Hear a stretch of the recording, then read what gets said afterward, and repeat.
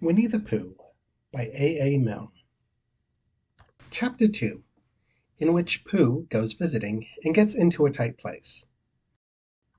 Edward Bear, known to his friends as Winnie-the-Pooh, or Pooh for short, was walking through the forest one day, humming proudly to himself. He had made up a little hum that very morning, as he was doing his stoutness exercises in front of the glass. Tra-la-la, tra-la-la, as he stretched up as high as he could go, and then tra-la-la, tra-la, oh, help, la, as he tried to reach his toes.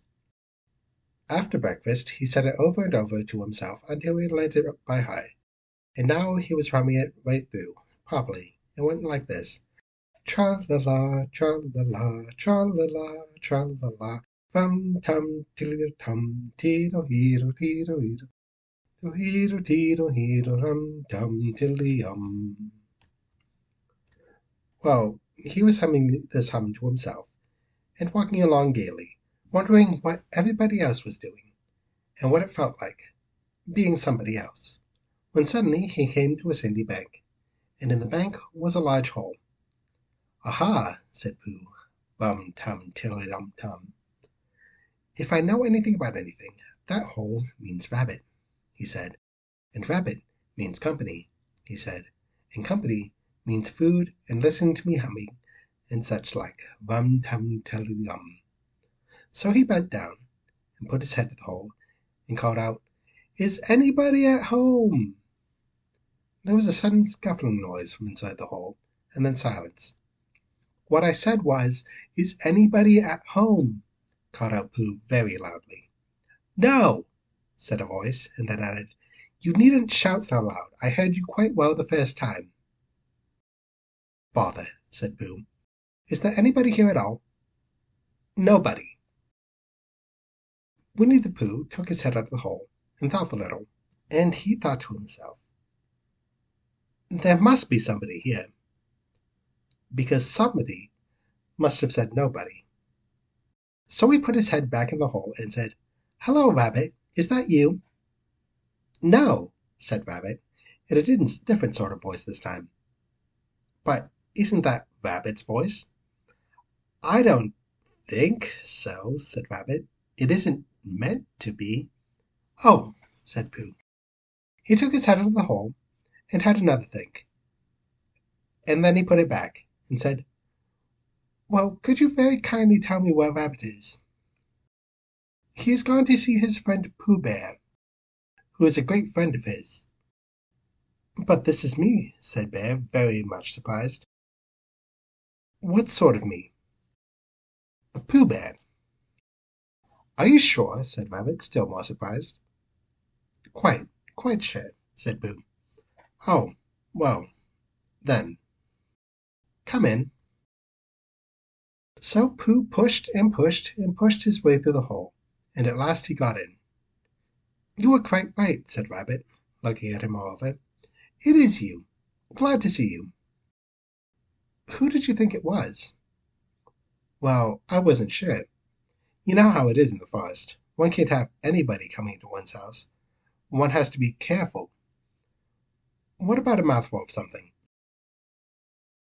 Pooh was always liked a little something at 11 o'clock in the morning, and he was very glad to see Rabbit getting out the plates and mugs, and when Rabbit said, "Honey or condensed milk with your bread?"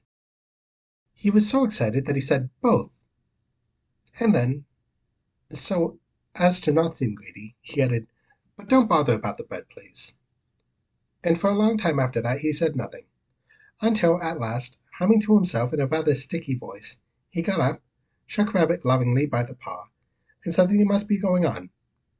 "Must you?" said Rabbit politely. "Well," said Pooh, "I could stay a little longer if you—" and he tried very hard to look in the direction of the larder. "As a matter of fact," said Rabbit, "I was going out myself directly." "Oh, well, then, I'll be going on. Good-bye." "Well, good-bye, if you're sure you won't have any more." "Is there any more?" asked Pooh quickly. Rabbit took the covers off the dishes and said, "No, there wasn't." "I thought not," said Pooh, nodding to himself. Well, goodbye. I must be going on. So he started to climb out of the hole. He pulled with his front paws and pushed with his back paws, and in a little while his nose was out in the open again, and then his ears, and then his front paws, and then his shoulders, and then, "Oh, help!" said Pooh. "I'd better go back." "Oh, bother!" said Pooh. "I shall have to go on." "I can't do either," said Pooh. "Oh, help and bother!" Now, by this time, Rabbit wanted to go for a walk too, and finding the front door full, he went out by the back door, and came round to Pooh and looked at him. "Hello, are you stuck?" he asked. "No," said Pooh carelessly, "just resting and thinking and humming to myself. Here, give us a paw." Pooh Bear stretched out a paw, and Rabbit pulled and pulled and pulled. "Ow!" cried Pooh. "You're hurting." "The fact is," said Rabbit, "you're stuck." "It all comes," said Pooh crossly, "of not having front doors big enough." "It all comes," said Rabbit sternly, "of eating too much." "I thought at the time," said Rabbit. "Only I didn't like to say anything," said Rabbit. "That one of us was eating too much," said Rabbit. "And I knew it wasn't me," he said. "Well, I shall go and fetch Christopher Robin." Christopher Robin lived at the other end of the forest, and when he came back with Rabbit, and saw the front half of Pooh, he said, "Silly old bear," in such a loving voice that everyone felt quite helpful again. "I was just beginning to think," said Bear, sniffling slightly, "that Rabbit might not be able to use his front door again, and I should hate that," he said. "So should I," said Rabbit. "Use his front door again," said Christopher Robin. "Of course he'll use his front door again." "Good," said Rabbit. "If we can't pull you up, Pooh, we might push you back." Rabbit scratched his whiskers thoughtfully, and pointed out that when once Pooh was pushed back, he was back, and of course nobody was more glad to see Pooh than he was. Still, there it was. Some lived in trees, and some lived underground, and "You mean I'd never get out," said Pooh. "I mean that having got so far, it seems a pity to waste it." Christopher Robin nodded. "Then there's only one thing to be done," he said. "We shall have to wait for you to get thin again." "How long does getting thin take?" said Pooh anxiously. "About a week, I should think." "But I can't stay here for a week." "You can stay here all right, Silly Old Bear. It's getting you out which is so difficult."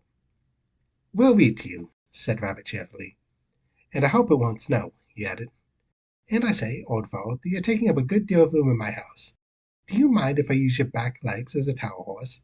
Because, I mean, there they are, doing nothing, and it would be very convenient just to hang the towels on them." "A week?" said Pooh gloomily. "What about meals?" "I'm afraid no meals," said Christopher Robin, "because of getting things quicker. But we will read to you." Bear began to sigh, and then found he couldn't because he was so tightly stuck. With a tear rolled down his eyes as he said, "Then would you read a sustaining book, such as would help and comfort a wedged bear in great tightness?" So for a week Christopher Robin read that sort of book at the north end of Pooh, and Rabbit hung his washing on the south end, and in between Bear found himself getting slenderer and slenderer. At the end of the week Christopher Robin said, "Now!" And so he took hold of Pooh's front paws, and Rabbit took hold of Christopher Robin, and all Rabbit's friends and relations took hold of Rabbit, and they all pulled together, and for a long time Pooh only said "Ow!" and "Oh!" And then all of a sudden he said "Pop!" as if a cork was coming out of a bottle.